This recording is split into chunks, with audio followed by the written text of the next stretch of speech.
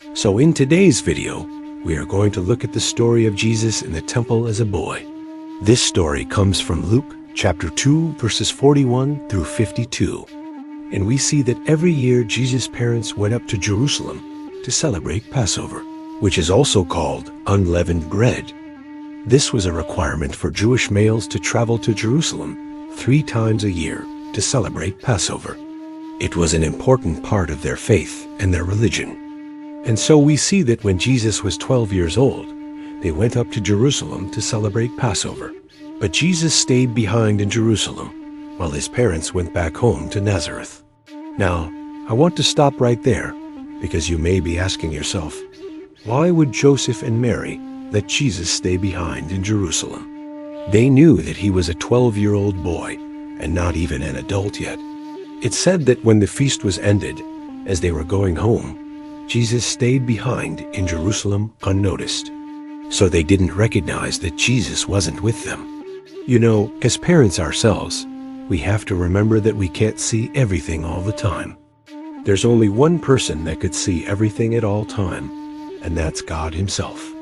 And so I think that's exactly what happened here. Joseph and Mary just didn't see that Jesus stayed behind in Jerusalem. Verse 44 says, "But when they had gone through the whole city, they sought him anxiously among their relatives and acquaintances." So what we can see here is that after they realized that Jesus wasn't with them, they began to look frantically for him. They went throughout the entire city looking for him among their relatives and acquaintances. And imagine the kind of thoughts that must have been running through their heads. I can only imagine that they probably thought someone kidnapped him. Maybe some evil people took him away, or maybe wild animals got a hold of him. There were all kinds of thoughts that may have been running through their heads. Verse 45 says, "And when they did not find him, they returned to Jerusalem to seek him."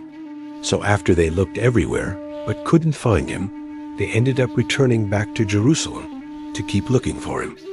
And it came to pass on the 3rd day that they found him in the temple, sitting in the midst of the teachers, both listening to them and asking them questions.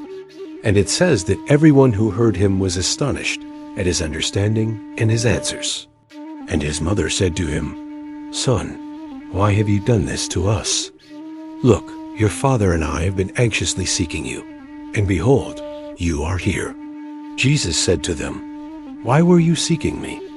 Did you not know that I must be about my Father's business?" When Jesus said, "I must be about my Father's business," he meant that he must be about God's business. And it was his ministry. It was his calling. And it's interesting to note that Jesus was only 12 years old when he told Mary that he had to be about his Father's business. Jesus is saying that he has a higher calling that he needs to fulfill. And it doesn't matter if he was only 12 years old. He was still obedient to the calling that God placed on his life. In fact, John chapter 6 verses 35 through 39. Here we see Jesus speaking to the people, and he tells them that he is the bread of life, and those who come to him will never hunger, and those who believe in him will never thirst.